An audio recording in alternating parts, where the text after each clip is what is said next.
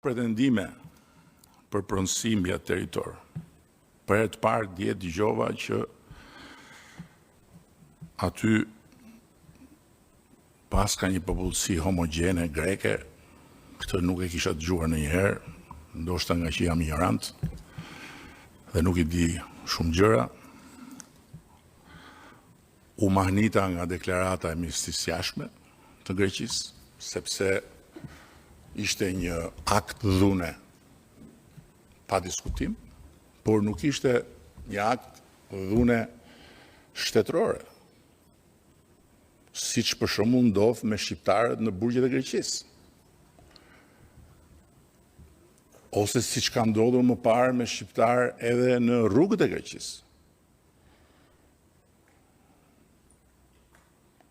Ishte një akt dhune nga një grup rojesh private.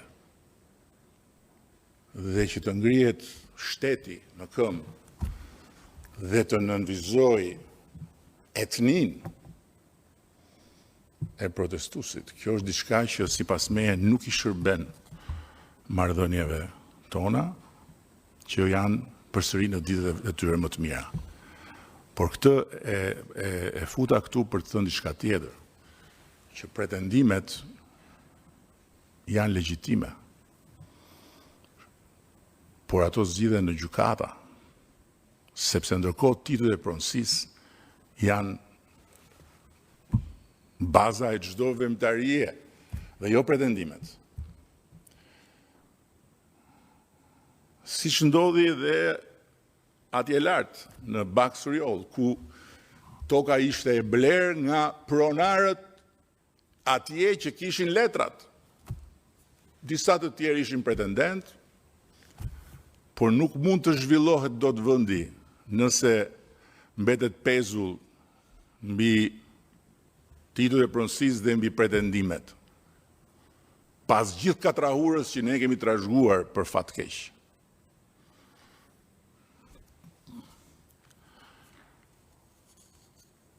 Ndërsa e drejta për të protestuar është një drejtë që nuk mund të vihet në diskutim në asnjë mënyrë në këtë vend.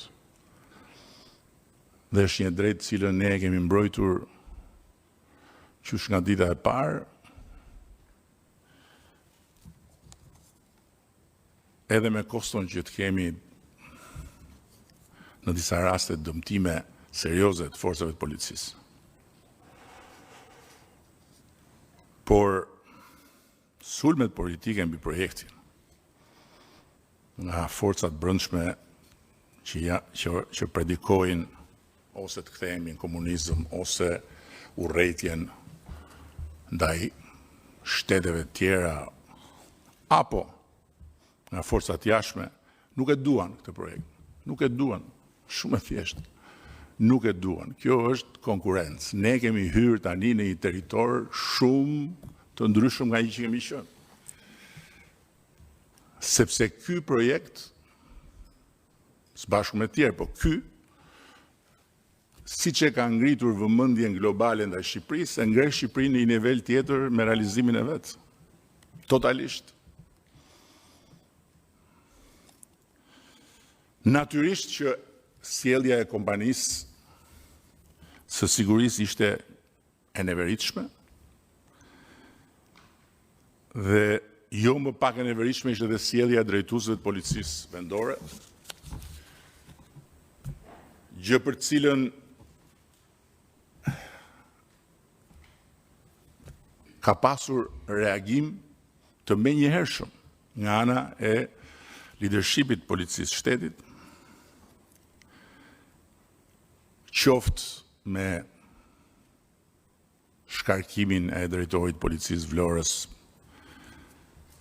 dhe vendosjen në hetim të gjithë zinxhirit, qoftë me heqjen e licencës së aktivitetit të kompanisë, pra ajo kompani nuk mund të operojë më në Republikën e Shqipërisë, qoftë me arrestimin dhe vendosjen në ndjekje penale të rojëve të sigurisë. Ndërkohë që nuk e di se çfarë tjetër mund të bëjë shteti dhe nuk kuptoj pse shteti duhet të jetë target në këtë rast. Nuk ka asnjë relativizim të dhunës, përkundrazi, për shkak edhe të relativizimit që ju bë dhunës. Nga në komunikatën e policisë vendore të Vlorës, ku u tha një e pavërtet, u bë edhe shkarkimi, edhe vendosjen e tij me gjithëzgjirit. Tani, më lejoni t'ju shpjegoj një pikë tjetër që është shumë e rëndësishme për ju edhe për mua. Dhe më lejoni ta nis pak nga larg, se e vërteta është gjithmonë e mërzitshme. Gënjeshtrat janë zakonisht argëtuese. Është shumë më argëtuese të shikosh një video me një pelikan që e merr përpara eskavatori, se sa të dëgjosh rrugën e legjislacionit shqiptar për zonat e mbrojtura, duke filluar nga një fakt. Ka qenë kjo shumicë parlamentare. Kjo këtu, e Partisë Socialiste të Shqipërisë. Ka qenë qeveria e kësaj partie, dhe kam qenë unë kryeministër, në mandatin ton të parë, kur kemi bërë futje në mbrojtje të Republikës Shqipërisë në të gjitha ato territore të kërcënuara. 2017. Por, ajo që duhet ju them si anë tjetër të medaljes, është që Pishporoja, për cilin flasim, nuk është një zonë e mbrojtur e kategorisë së parë apo dytë, por klasifikohet edhe si pas i UCN-s kategori e 5. Peizazh i mbrojtur. Dhe për shpalljen peizazh i mbrojtur dhe të gjitha detajet, ka një vendim qeverie, por ajo që është e rëndësishme të thuhet dhe që nuk ju është treguar juve, është që në 2017 këto kategori në ligjin ton janë të adoptuar në mënyrë të plotë. Dhe thelbi i sistemit ton të zonave të mbrojtura është praktikisht i gjithi i linjëzuar me standardet më të larta ndërkombëtare. Dhe në princip, sa më lart shkohet drejt kategorive 1 dhe 2, aq më shumë kufizohet ndërhyrja njerëzore. Ndërsa kategoritë 5 dhe rasti konkret dhe 6 janë të ndërtuara mbi konceptin e bashkëjetesës së natyrës me aktivitetin ekonomik, social dhe turistik. Pikërisht për këtë arsye, kategoria 5 nuk konceptohet si zonë pa zhvillim, sepse ajo është një zonë ku kanë banuar njerëz dhe ku banojnë njerëz sot e gjithë ditën që flasim. Por si zonë ku peizazhi, biodiversiteti dhe aktiviteti njerëzor kanë bashkëjetuar historikisht dhe duhet vazhdojnë të bashkëjetojnë. Dhe në hartën e Europës ka jo pak laguna, shumë përafërsisht të ngjashme me këtë lagunë, që janë destinacione turistike të jashtëzakonshme dhe ku ka aktivitet të plot ekonomik dhe social. Në nenin 20 të ligjit, 2017, përcaktohet qartësisht se peizazhi i mbrojtur është një territor ku mund të ekzistojnë deri dhe qendra banimi dhe aktivitetet si bujqësia, turizmi, peshkimi dhe përdorimet tjera të territorit. Dhe specifikisht në pikën 4 të nenit 20 përcaktohet se veprimtaritë që ndryshojnë përdorimin e territorit si ndërtimet, trajtimi ujërat zeza, autostrada, kanale lundruse, zonat urbane dhe të ngjashme, lejohen të ushtrohen vetëm nëse subjekti që kërkon t'i kryej këto veprimtari pariset me leje nga Këshilli Kombëtar i Territorit. Prandaj, miqtë e mi, ne nuk kemi bërë asnjë heqje nga asgjë. Pishporoja ka qenë peizazh i mbrojtur dhe është peizazh i mbrojtur. Do vi tani më pas edhe tek mbrojtja. Edhe diçka tjetër.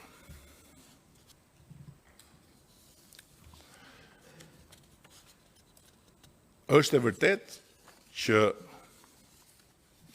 në vitin 2024 ne kemi bërë një amendim të ligjit me një kërkesë të kryebashkiakëve të vendit dhe pastaj përmes deputetëve për një ekuilibër të drejtë mes potencialit për zhvillim të territoreve dhe mbrojtjes. Sepse ligji ekzistus nuk merrte parasysh në territor realitetet e tranzicionit. Për shembull, Thefi është një realitet, është zonë e mbrojtur. Si bëhet? Legalizimet e të gjithë ndërtimeve të vjetra, do me thënë të pas diktaturës në Thef, janë bërë pikërisht me këtë ndërhyrje ligjore sepse është realitet i krijuar. Ata njerëz janë banor, kanë ndërtuar pa leje aso kohë dhe mos i ngatrojmë me ata që pastaj u turën ndërtojnë pa leje kur borën vesh që të tjerë do legalizoheshin se ata u shëmbën dhe do shëmbet kushdo që do ta bëj prapat punë. Por flasim për ata që i kishin. Dhe ndërhyrjet e palishme të parregulluara duheshin njëkohësisht rregulluar. Njëkohësisht nga ana tjetër, peizazhi i mbrojtur Pishporo Nart deri në vitin 2020 quhej Vjos Nart, se dhe këtu është një manipulim i madh. Nuk po ndërtohet në Vjos. Nuk po shkatrohet grykderdhja e Vjosës. Zona e këtij projekti nuk ka lidhje me zonën e mbrojtur të parkut kombëtar të Vjosës. Zona e mbrojtur e parkut kombëtar të Vjosës e ka nivelin më të lartë të mbrojtjes, dhe aty nuk mund të bëhen dot rezorte. Tani të vim pak tek procesi që kanë ndjekur investitorët dhe si është qasur administrata shqiptare. Siç thashë, ata u paraqitën për herë të parë në Shqipëri në 2023, pastaj vazhduan me shtetin bisedimet për Sazanin dhe vazhduan me privatët punët e tyre.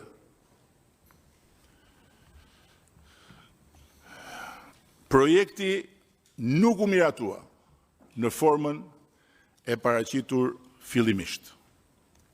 Aplikimin e tyre të parë, ata e kanë bërë pranë Agjencisë së Zhvillimit të Territorit në datën 10/9/2024. Pra jemi thuajse 2 vjet përpara. Dhe në mbledhjen e datës 25/9/2024, KKT-ja e ka rrëzuar projektin dhe ka kërkuar që të zvoglohet intensiteti i ndërtimit dhe të sigurohet ruajtja e lagunës. Janë të shkruara këto. Janë në proces verbale. Dhe projekti, gjithmonë flasim për konceptin, nuk flasim për projektin e ndërtimit, flasim vetëm për masterplanin. Është miratuar vetëm pasi janë plotësuar një nga një kushtet e vendosura. Në vitin 2024, nuk u miratua një projekt arkitektonik. Dhe nuk ka asot që flasim ne dhe që juve jeni zëmëruar me të drejtë për çka keni dëgjuar, po tani më dëgjoni mua. Sot që flasim, nuk ka një projekt arkitektonik të miratuar. Nuk ka, nuk ekziston. Çfarë shihni në për filmat që i prodhojnë ata që duan t'ju nxisin sa më shumë duke shfrytzuar pikërisht ndjenjën e pastër tuajën, janë të krijuara si Wog the Dog. Leja e masterplanit ka përcaktuar zonën zhvillimore, parametrat teknik dhe urbanistik. Dhe pasi u refuzua projekti, investitorët kanë angazhuar 5 studio ndërkombëtare nga më të mira në botë. 5. Janë 5, nuk është 1. 5. Emre Arolat Architecture, studio e njohur për vepra në zona me karakter trashëgimie, është K Studio, Emre Arolat nga Turqia, K Studio nga Greqia, është studioja Big nga Danimarka, është Kengo Kuma nga Japonia, është dhe studioja Jean Nouvel nga Franca. Bashkë me këto studio, kompania ka angazhuar një grup i inxhinierësh nga më të mirët në botë dhe ka angazhuar njëkohësisht dhe inxhinierët e mjedisit që sot që po flasim tani, që flasim vazhdojnë punojnë për të paraqitur studimin mjedisor. Nuk e kemi të paraqitur akoma studimin mjedisor, e kuptoni apo jo? Domethënë lufta zhvillohet sot për sot vetëm me një gjë konkrete, me një gardh të shëmtuar skandalos me tela me gjëmba, për të cilin kompania që ka marrë përsipër këtu të bëj gardhin, do paguaj një gjop të majme. Dhe natyrisht, pastaj për ato dhunën për të cilën ajo kompania tjetër nuk do punoj më në Republikën e Shqipërisë. Në ndërkohë, keni parë që kanë ardhur investitorët. Ka ardhur dhe Zonja në Vlorë. Nuk ka ardhur në Vlorë për të bërë pushime, nuk ka ardhur në Vlorë për të bërë fotografi. Ka ardhur në Vlorë me të gjithë grupin e arkitektëve, të gjithë bashkë, inxhinierëve, dhe kanë bërë gjysmëdite dëgjes me profesorë të etnologjisë, me profesorë të gjeodezisë, me profesorë të historisë këtu në Shqipëri. Profesorët janë gjallë, të cilët kanë folur për të gjitha këto aspekte dhe aty një grup i madh njerëzish ka dëgjuar, ka bërë pyetje, ka marrë shënime. Në mars të 2026, pra llogariteni nga